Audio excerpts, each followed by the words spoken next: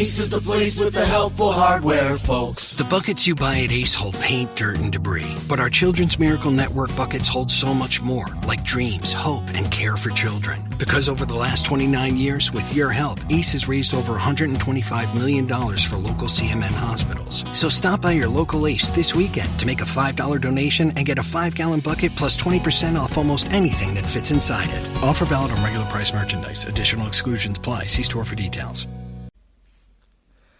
लीजिए सुनिए प्रेमचंद की लिखी कहानी सौभाग्य के कोड़े। वाचन समीर गोस्वामी का है।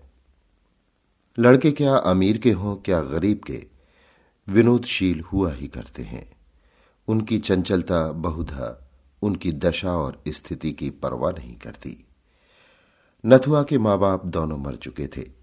अनाथों की भांति वो राय भोलानाथ के द्वार पर पड़ा रहता था। राय साहब दयाशील पुरुष थे, कभी कभी एक आधा पैसा दे देते। खाने को भी घर में इतना जूठा बचता था कि ऐसे ऐसे कई अनाथ अफर सकते थे। पहनने को भी उनके लड़कों के उतारे मिल जाते थे। इसलिए नथुआ अनाथ होने पर भी दुखी नहीं था। राय साहब ने उसे एक ईसाई के पंजे से छुड़ाया था। उन्हें इसकी परवाह न हुई कि मिशन में उसकी शिक्षा होगी, आराम से रहेगा। उन्हें ये मंजूर था कि वो हिंदू रहे। अपने घर के जूठे भोजन को वो मिशन के भोजन से कहीं पवित्र समझते थे। उनके कमरों की सफाई मिशन की पाठशाला की सफाई से कहीं बढ़कर थी। हिंदू रहे चाहे जिस दशा में रहे, ईसाई हुआ तो फिर सदा के लिए हाथ से निकल गया। नथुआ को बस राय साहब के बंगले में झाड़ू लगा देने के सिवा और कोई काम न था। भोजन करके खेलता फिरता था। कर्मानुसार ही उसकी वर्ण व्यवस्था भी हो गई। घर के अन्य नौकर चाकर उसे भंगी कहते थे और नथुआ को इसमें कोई ऐतराज न होता था। नाम की स्थिति पर क्या असर पड़ सकता है, इसकी उस गरीब को कुछ खबर न थी। भंगी बनने में कुछ हानि भी न थी। उसे झाड़ू देते समय कभी पैसे पड़े मिल जाते, कभी और कोई चीज। इससे वो सिगरेट लिया करता था। नौकरों के साथ उठने बैठने से उसे बचपन में ही तंबाकू, सिगरेट और पान का चस्का पड़ गया। राय साहब के घर में यों तो बालकों और बालिकाओं की कमी न थी। दर्जनों भांजे भतीजे पड़े रहते थे, पर उनकी निज की संतान केवल एक पुत्री थी, जिसका नाम रत्ना था। रत्ना को पढ़ाने को 2 मास्टर थे। एक मैम साहब अंग्रेजी पढ़ाने आया करती थी। राय साहब की ये हार्दिक अभिलाषा थी कि रत्ना सर्वगुण आगरी हो और जिस घर में जाए उसकी लक्ष्मी बने। वो उसे अन्य बालकों के साथ न रहने देते। उसके लिए अपने बंगले में 2 कमरे अलग कर दिए थे, एक पढ़ने के लिए, दूसरा सोने के लिए। लोग कहते हैं लाड़ प्यार से बच्चे जिद्दी और शरीर हो जाते हैं। रत्ना इतने लाड़ प्यार पर भी बड़ी सुशील बालिका थी। किसी नौकर को रे न पुकारती, किसी भिखारी तक को न दुत्कारती। नथुआ को वो पैसे मिठाइयां दे दिया करती थी, कभी कभी उससे बातें भी किया करती थी। इससे वो लौंडा उसके मुंह लग गया था। एक दिन नथुआ रत्ना के सोने के कमरे में झाड़ू लगा रहा था। रत्ना दूसरे कमरे में मैम साहब से अंग्रेजी पढ़ रही थी। नथुआ की शामत जो आई तो झाड़ू लगाते लगाते उसके मन में ये इच्छा हुई कि रत्ना के पलंग पर सोऊं। कैसी उजली चादर बिछी हुई है, गद्दा कितना नरम और मोटा है, कैसा सुंदर दुशाला है। रत्ना इस गद्दे पर कितने आराम से सोती है, जैसे चिड़िया के बच्चे घोंसले में। तभी तो रत्ना के हाथ इतने गोरे और कोमल हैं, मालूम होता है देह में रुई भरी हुई है। यहां कौन देखता है, ये सोचकर उसने पैर फर्श से पहुंचे और चटपट पलंग पर आकर लेट गया और दुशाला ओढ़ लिया। गर्व और आनंद से उसका हृदय पुलकित हो गया। वो मारे खुशी के 2-3 बार पलंग पर उछल पड़ा। उसे ऐसा मालूम हो रहा था मानो मैं रुई में लेटा हूं। जिधर करवट लेता था देह अंगुल भर नीचे धंस जाती थी। ये स्वर्गीय सुख मुझे कहाँ नसीब। मुझे भगवान ने राय साहब का बेटा क्यों न बनाया। सुख का अनुभव होते ही उसे अपनी दशा का वास्तविक ज्ञान हुआ और चित्त शुद्ध हो गया। एकाएक राय साहब किसी जरूरत से कमरे में आए तो नथुआ को रत्ना के पलंग पर लेटे देखा। मारे क्रोध के जल उठे। बोले, क्यों बे सुअर, तू ये क्या कर रहा है? नथुआ ऐसा घबराया मानो नदी में पैर फिसल पड़े हों। चारपाई से कूदकर अलग खड़ा हो गया और फिर झाड़ू हाथ में ले ली। राय साहब ने फिर पूछा, ये क्या कर रहा था बे? नथुआ, कुछ तो नहीं सरकार। राय साहब, अब तेरी इतनी हिम्मत हो गई कि रत्ना की चारपाई पर सोए? हरा नमक हराम कहीं का, लाना मेरा हंटर। हंटर मंगवाकर राय साहब ने नथुआ को खूब पीटा। बेचारा हाथ जोड़ता था, पैरों पड़ता था, मगर राय साहब का क्रोध शांत होने का नाम न लेता था। सब नौकर जमा हो गए और नथुआ के जले पर नमक छिड़कने लगे। राय साहब का क्रोध और भी बढ़ा। हंटर हाथ से फेंककर ठोकरों से मारने लगे। रत्ना ने ये रोना सुना तो दौड़ी हुई आई और समाचार सुनकर बोली, दादाजी बेचारा मर जाएगा, अब इस पर दया कीजिए। राय साहब, मर जाएगा? उठवाकर फिकवा दूंगा, इस बदमाशी का मजा तो मिल जाएगा। रत्ना, मेरी ही चारपाई थी ना, मैं उसे क्षमा करती हूं।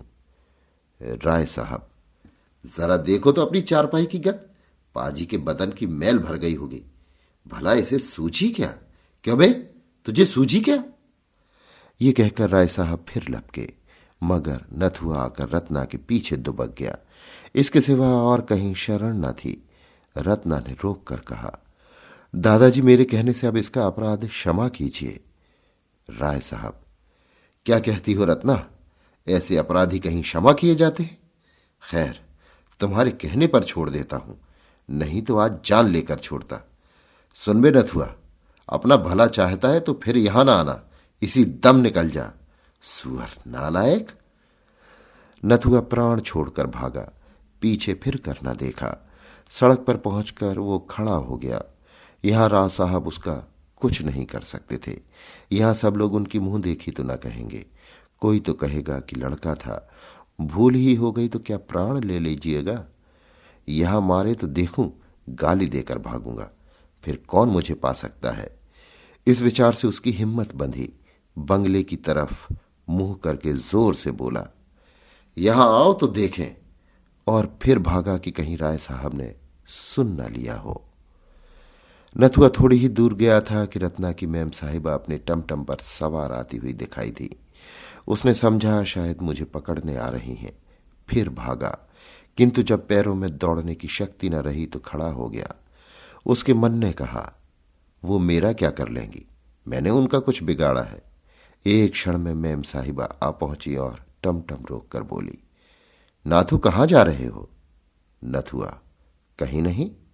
मैम साहब, राय साहब के यहां फिर जाएगा तो वो मारेंगे, क्यों नहीं मेरे साथ चलता? मिशन में आराम से रह, आदमी हो जाएगा। नथुआ, किरस्तान तो न बनाओगी? मैम साहब, किरस्तान क्या भंगी से भी बुरा है? पागल। नथुआ, ना भैया, किरस्तान न बनूंगा। मैम साहब, तेरा जी चाहे ना बनना, कोई जबरदस्ती थोड़े ही बना देगा। नथुआ थोड़ी देर तक टमटम के साथ चला, पर उसके मन में संशय बना हुआ था। सहसा वो रुक गया। मैम साहिबा ने पूछा, क्यों, चलता क्यों नहीं?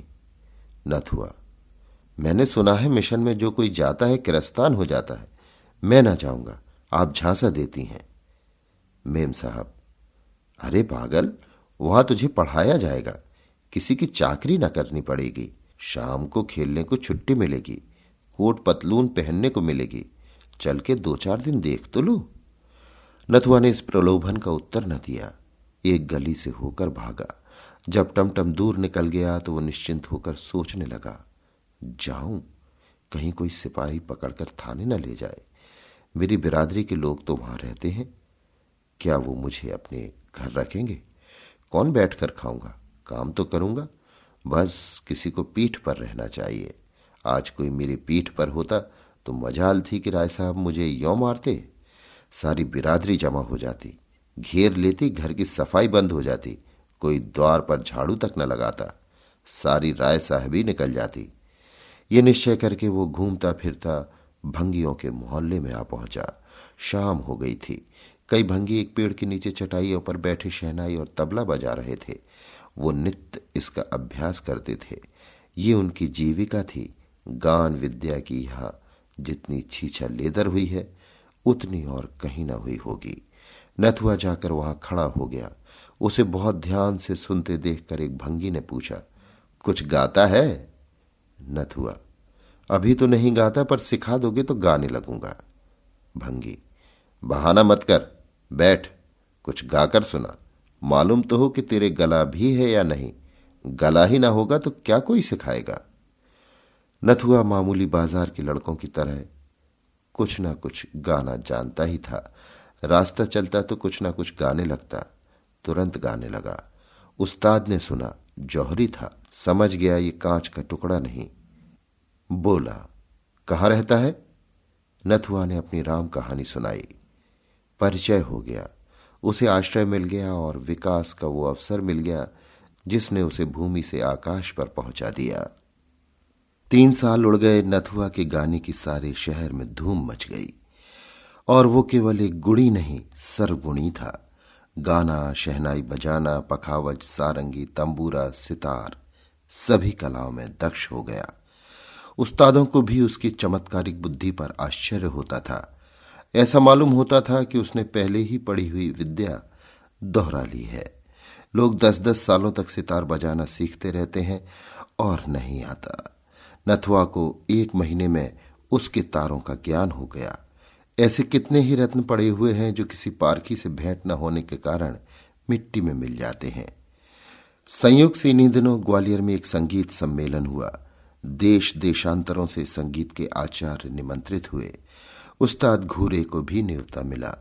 नथुआ इन्हीं का शिष्य था। उस्ताद ग्वालियर चले तो नाथू को भी साथ लेते गए। 1 सप्ताह तक ग्वालियर में बड़ी धूमधाम रही। नाथूराम ने वहां खूब धन कमाया। उसे सोने का तमगा इनाम मिला।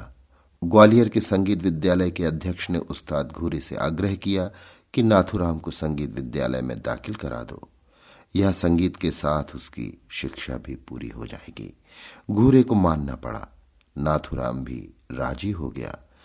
नाथूराम ने 5 वर्षों में विद्यालय की सर्वोच्च उपाधि प्राप्त कर ली। इसके साथ साथ भाषा, गणित और विज्ञान में उसकी बुद्धि ने अपनी प्रखरता का परिचय दिया। अब वो समाज का भूषण था। कोई उससे न पूछता था कौन जाति हो। उसका रहन सहन, तौर तरीका अब गायकों सा नहीं, शिक्षित समुदाय का सा था। अपने सम्मान की रक्षा के लिए वो ऊंचे वर्ण वालों का सा आचरण करने लगा। मदिरा मांस त्याग दिया। नियमित रूप से संध्योपासना करने लगा। कोई कुलीन ब्राह्मण भी इतना आचार विचार न करता होगा। नाथूराम तो पहले ही उसका नाम हो चुका था।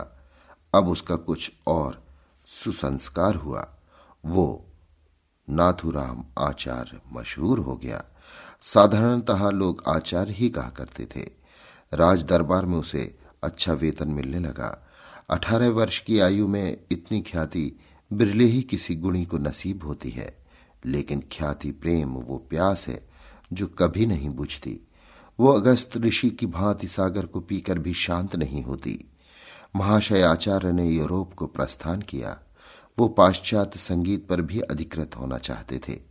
जर्मनी के सबसे बड़े संगीत विद्यालय में दाखिल हो गए और 5 वर्ष के निरंतर परिश्रम और उद्योग के बाद आचार्य की पदवी लेकर इटली के सैर करते हुए ग्वालियर लौट आए और उसके 1 ही सप्ताह के बाद मदन कंपनी ने उन्हें 3000 रुपये मासिक वेतन पर अपनी शाखाओं का निरीक्षक नियुक्त किया।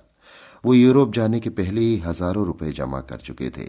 यूरोप में भी ओपेराओं और नाट्यशालाओं में उनकी खूब आवभगत हुई थी।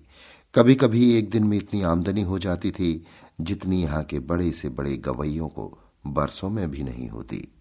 लखनऊ से विशेष प्रेम होने के कारण उन्होंने वहीं निवास करने का निश्चय किया। आचार्य महाशय लखनऊ पहुंचे तो उनका चित्त गदगद हो गया। यहीं उनका बचपन बीता था। यहीं एक दिन वो अनाथ थे। यहीं गलियों में कनकौए लूटते फिरते थे। यहीं बाजारों में पैसे मांगते फिरते थे। यहीं उन पर हंटरों की मार पड़ी थी जिसके निशान अब तक बने थे। अब वो दाग उन्हें सौभाग्य की रेखाओं से भी प्रिय लगते। यथार्थ में ये कोड़े की मार उनके लिए शिव का वरदान थी। राय साहब के प्रति अब उनके दिल में क्रोध या प्रतिकार का लेश मात्र भी न था।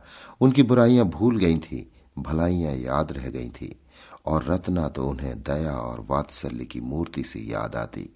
विपत्ति पुराने घावों को बढ़ाती है, संपत्ति उन्हें भर देती है। गाड़ी से उतरे तो छाती धड़क रही थी। 10 वर्ष का बालक 23 वर्ष का जवान, शिक्षित, भद्र युवक हो गया था। उसकी मां भी उसे देखकर न कह सकती थी कि यही मेरा नथुआ है, लेकिन उनकी काया पलट की अपेक्षा नगर की काया पलट और भी विस्मयकारी थी। ये लखनऊ नहीं, कोई दूसरा ही नगर था। स्टेशन से बाहर निकलते ही देखा कि शहर के कितने ही छोटे बड़े आदमी उनका स्वागत करने को खड़े हैं। उनमें एक युवती रमणी थी जो रत्ना से बहुत मिलती थी। लोगों ने उससे हाथ मिलाया और रत्ना ने उनके गले में फूलों का हार डाल दिया। ये विदेश में भारत का नाम रोशन करने का पुरस्कार था। आचार्य के पैर डगमगाने लगे। ऐसा जान पड़ता था अब नहीं खड़े रह सकते। ये वही रत्ना है। भोली भाली बालिका ने सौंदर्य, लज्जा, गर्व और विनय की देवी का रूप धारण कर लिया है। उनकी हिम्मत न पड़ी कि रत्ना की तरफ सीधी आंखों से देख सकें। लोगों से हाथ मिलाने के बाद वो उस बंगले में आए जो उनके लिए पहले ही से सजाया गया था। उसको देखकर वे चौंक पड़े। ये वही बंगला था जहां रत्ना के साथ वो खेलते थे। सामान भी वही था, तस्वीरें वही, कुर्सियां और मेजें वही, शीशे के आलात वही, यहां तक कि फर्श भी वही था। उसके अंदर कदम रखते हुए आचार्य महाशय के हृदय में कुछ वही भाव जागृत हो रहे थे जो किसी देवता के मंदिर में जाकर धर्मपरायण हिंदू के हृदय में होते हैं। वो रत्ना के शयनगार में पहुंचे तो उनके हृदय में ऐसी ऐंठन हुई कि आंसू बहने लगे। ये वही पलंग है, वही बिस्तर और वही फर्श। उन्होंने अधीर होकर पूछा, ये किसका बंगला है? कंपनी का मैनेजर साथ था। बोला, एक राय भोलानाथ का है, उन्हीं का है। आचार्य, राय साहब कहाँ गए? मैनेजर, खुदा जाने कहाँ चले गए। ये बंगला कर्ज की इज्जत में नीलाम हो रहा था। मैंने देखा हमारे थिएटर से करीब है। अधिकारियों से खतो किताबत की और इसे कंपनी के नाम खरीद दिया। 40,000 में ये बंगला सामान समेत लिया गया। आचार्य, मुफ्त मिल गया? तुम्हें राय साहब की कुछ खबर नहीं? मैनेजर, सुना था कि कहीं तीर्थ करने गए थे, खुदा जाने लौटे या नहीं। आचार्य महाशय जब शाम को सावधान होकर बैठे तो एक आदमी से पूछा, क्यों जी, उस्ताद घूरे का भी हाल जानते हो? उनका नाम बहुत सुना है। आदमी ने सकरुण भाव से कहा, खुदाबंद उनका हाल न पूछिए। शराब पीकर घर आ रहे थे, रास्ते में बेहोश होकर सड़क पर गिर पड़े। उधर से एक मोटर लारी आ रही थी। ड्राइवर ने देखा नहीं, लारी उनके ऊपर से निकल गई। सुबह को लाश मिली। खुदाबंद अपने फन में एक था। अब उसकी मौत से लखनऊ वीरान हो गया। अब ऐसा कोई नहीं रहा जिस पर लखनऊ को घमंड हो। नथुआ नाम के एक लड़के को उन्होंने कुछ सिखाया था और उससे हम लोगों को उम्मीद थी कि उस्ताद का नाम जिंदा रखेगा, पर वो यहां से ग्वालियर चला गया, फिर पता नहीं कि कहाँ गया। आचार्य महाशय के प्राण सूखे जाते थे कि अब बात खुली, अब खुली। दम रुका हुआ था जैसे कोई तलवार लिए सिर पर खड़ा हो। बारे कुशल हुई, घड़ा चोट खाकर भी बच गया। आचार्य महाशय उस घर में रहते थे, किंतु उसी तरह जैसे कोई नई बहू अपने ससुराल में रहे। उनके हृदय से पुराने संस्कार न मिटते थे। उनकी आत्मा इस यथार्थ को स्वीकार न करती कि अब ये मेरा घर है। वो जोर से हंसते तो सहसा चौंक पड़ते। मित्रगण आकर शोर मचाते तो उन्हें एक अज्ञात शंका होती थी। लिखने पढ़ने के कमरे में शायद वो सोते तो उन्हें रात भर नींद न आती। ये ख्याल दिल में जमा हुआ था कि ये पढ़ने लिखने का कमरा है। बहुत अच्छा होने पर भी वो पुराने सामान को बदल न सकते थे, और रत्ना के शयनगार को तो उन्होंने फिर कभी नहीं खोला। वो ज्यों का त्यों बंद पड़ा रहता था। उसके अंदर जाते हुए उनके पैर थरथराने लगते थे। उस पलंग पर सोने का ध्यान ही उन्हें नहीं आया। लखनऊ में कई बार उन्होंने विश्वविद्यालय में अपने संगीत नैपुण्य का चमत्कार दिखाया। किसी राजा रईस के घर अब वो गाने न जाते थे, चाहे कोई उन्हें लाखों रुपए ही क्यों न दे। ये उनका प्रण था। लोग उनका अलौकिक गान सुनकर अलौकिक आनंद उठाते थे। एक दिन प्रातःकाल आचार्य महाशय संध्या से उठे थे कि राय भोलानाथ उनसे मिलने आए। रत्ना भी उनके साथ थी। आचार्य महाशय पर रौब छा गया। बड़े बड़े यूरोपीय थिएटर में भी उनका हृदय इतना भयभीत न हुआ था। उन्होंने जमीन तक झुककर राय साहब को सलाम किया। भोलानाथ उनकी नम्रता से कुछ विस्मित से हो गए। बहुत दिन हुए जब लोग उन्हें सलाम किया करते थे। अब तो जहां जाते थे हंसी उड़ाई जाती थी। रत्ना भी लज्जित हो गई। राय साहब ने कातर नेत्रों से इधर उधर देखकर कहा, आपको ये जगह तो पसंद आई होगी। आचार्य, जी हां, इससे उत्तम स्थान की तो मैं कल्पना ही नहीं कर सकता। भोलानाथ, ये मेरा ही बंगला है, मैंने ही इसे बनवाया और मैंने ही इसे बिगाड़ भी दिया। रत्ना ने झेंपते हुए कहा, दादाजी, इन बातों से क्या फायदा? भोला, फायदा नहीं है बेटी, नुकसान भी नहीं। सज्जनों से अपनी विपत्ति कहकर चित्त शांत होता है। महाशय, ये मेरा ही बंगला है, या यों कहिए कि था। 50,000 सालाना इलाके से मिलते थे। कुछ आदमियों की संगत में मुझे सट्टे का चस्का पड़ गया।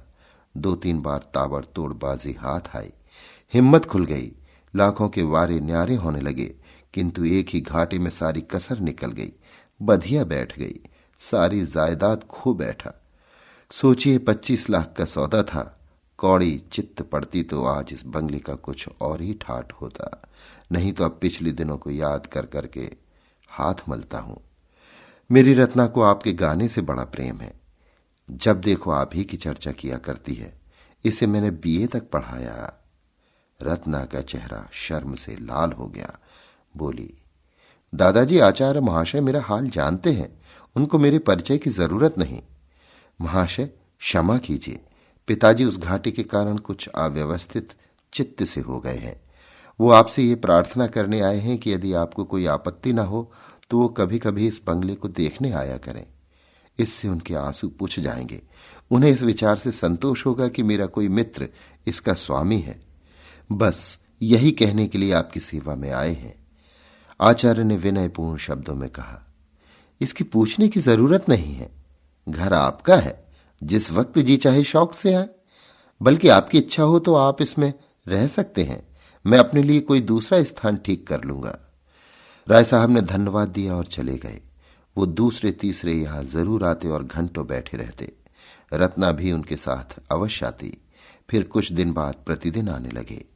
एक दिन उन्होंने आचार्य महाशय को एकांत में ले जाकर पूछा, क्षमा कीजिएगा, आप अपने बाल बच्चों को क्यों नहीं बुला लेते?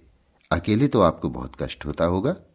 आचार्य, मेरा तो अभी विवाह नहीं हुआ और ना करना चाहता हूं। ये कहते हुए आचार्य महाशय ने आंखें नीची कर ली। भोलानाथ, ये क्यों? विवाह से आपको क्यों द्वेष? आचार्य, कोई विशेष कारण तो नहीं बता सकता, इच्छा ही तो है। भोला, आप ब्राह्मण हैं? आचार्य जी का रंग उड़ गया। सशंक होकर बोले, यूरोप की यात्रा के बाद वर्ण भेद नहीं रहता। जन्म से चाहे जो कुछ हूं, कर्म से तो शूद्र ही हूं। भोलानाथ, आपकी नम्रता को धन्य है। संसार में ऐसे सज्जन लोग भी पड़े हुए हैं। मैं भी कर्मों से ही वर्ण मानता हूं। नम्रता, शील, विनय, आचार, धर्मनिष्ठा, विद्या, प्रेम, ये सब ब्राह्मणों के गुण हैं और मैं आपको ब्राह्मण ही समझता हूं। जिसमें ये गुण नहीं वो ब्राह्मण नहीं, कदापि नहीं। रत्ना को आपसे बड़ा प्रेम है। आज तक कोई पुरुष उसकी आंखों में नहीं जचा, किंतु आपने उसे वशीभूत कर लिया। इस धृष्टता को क्षमा कीजिएगा। आपके माता पिता? आचार्य, मेरे माता पिता तो आप ही हैं। जन्म किसने दिया ये मैं स्वयं नहीं जानता। मैं बहुत छोटा था तभी उनका स्वर्गवास हो गया। राय साहब, आज वो जीवित होते तो आपको देखकर उनकी गज भर की छाती होती। ऐसे सपूत बेटे कहां होते हैं। इतने में रत्ना एक कागज लिए हुए आई और राय साहब से बोली, दादाजी, आचार्य महाशय काव्य रचना भी करते हैं। मैं इनकी मेज पर से ही उठा लाई हूं। सरोजनी नायडू के सिवा ऐसी कविता मैंने और कहीं नहीं देखी। आचार्य ने छिपी हुई निगाहों से एक बार रत्ना को देखा और झेंपते हुए बोले, यूं ही कुछ लिख लिया था, मैं काव्य रचना क्या जानूं। प्रेम से दोनों विवहल हो रहे थे। रत्ना गुणों पर मोहित थी, आचार्य उसके मोह के वशीभूत थे।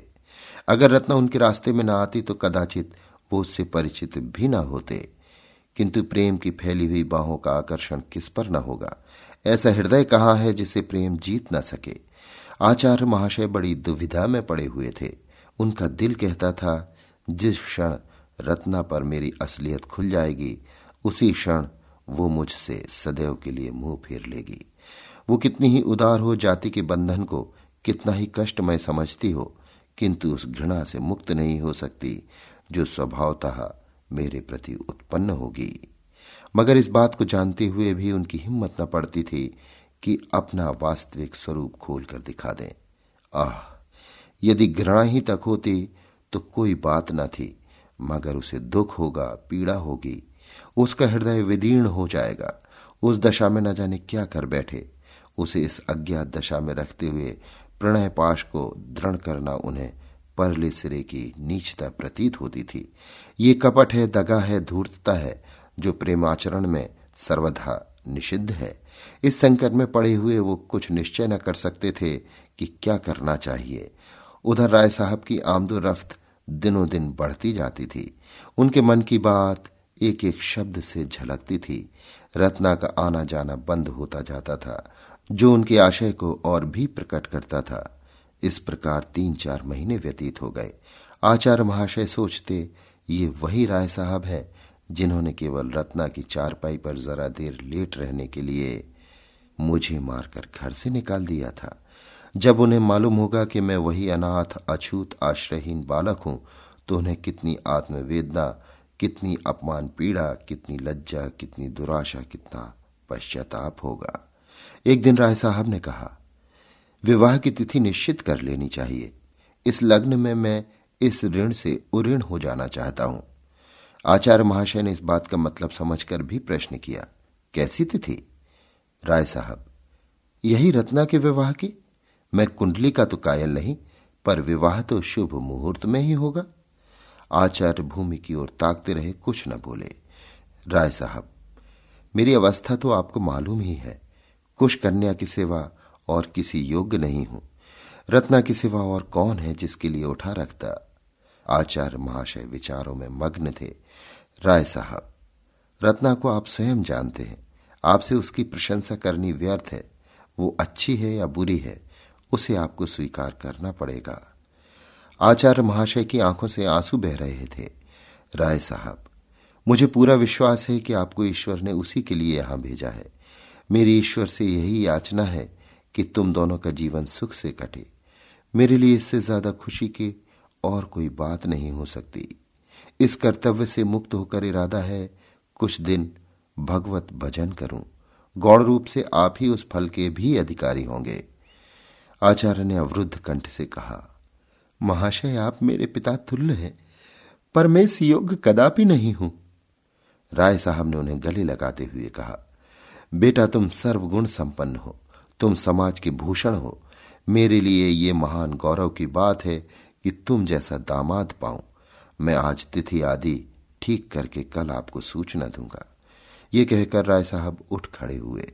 आचार्य कुछ कहना चाहते थे, पर मौका न मिला, या यूं कहो हिम्मत न पड़ी। इतना मनोबल न था, घृणा सहन करने की इतनी शक्ति न थी। विवाह हुए महीना भर हो गया। रत्ना के आने से पतिग्रह उजाला हो गया है और पति हृदय पवित्र। सागर में कमल खिल गया। रात का समय था। आचार्य महाशय भोजन करके लेटे हुए थे, उसी पलंग पर जिसने किसी दिन उन्हें घर से निकलवाया था, जिसने उनके भाग्य चक्र को परिवर्तित कर दिया था। महीना भर से वो अवसर ढूंढ रहे हैं कि वो रहस्य रत्ना को बतला दूं। उनका संस्कारों से दबा हुआ हृदय ये नहीं मानता कि मेरा सौभाग्य मेरे गुणों ही का अनुग्रह है। वो अपने रुपए को भट्टी में पिघलाकर उसका मूल्य जानने की चेष्टा कर रहे हैं, किंतु अवसर नहीं मिलता। रत्ना ज्यों ही सामने आ जाती है, वो मंत्र मुग्ध हो जाते हैं। बाग में रोने कौन जाता है? रोने के लिए तो अंधेरी कोठरी ही चाहिए। इतने में रत्ना मुस्कुराती हुई कमरे में आई। दीपक की ज्योति मंद पड़ गई। आचार्य ने मुस्कुराकर कहा, अब चिराग गुल कर दूं ना? रत्ना बोली, क्यों? क्या मुझसे शर्म आती है? आचार्य, हाँ, वास्तव में शर्म आती है। रत्ना, इसीलिए कि मैंने तुम्हें जीत लिया? आचार्य, नहीं, इसलिए कि मैंने तुम्हें धोखा दिया। रत्ना, तुम में धोखा देने की शक्ति नहीं है। आचार्य, तुम नहीं जानती, मैंने तुम्हें बहुत बड़ा धोखा दिया है। रत्ना, सब जानती हूं। आचार्य, जानती हूं मैं कौन हूं? रत्ना, खूब जानती हूं, बहुत दिनों से जानती हूं। जब हम तुम दोनों इसी बगीचे में खेला करते थे, मैं तुमको मारती थी और तुम रोते थे। मैं तुमको अपनी जूठी मिठाइयां देती थी और तुम दौड़कर लेते थे। तब भी मुझे तुमसे प्रेम था। हाँ, वो दया के रूप में व्यक्त होता था। आचार्य ने चकित होकर कहा, रत्ना, ये जानकर भी तुमने? रत्ना, हां, जानकर ही, ना जानती तो शायद ना करती। आचार्य, ये वही चारपाई है? रत्ना, और मैं घाते में। आचार्य ने उसे गले लगाकर कहा, तुम क्षमा की देवी हो। रत्ना ने उत्तर दिया, मैं तुम्हारी चेरी हूं।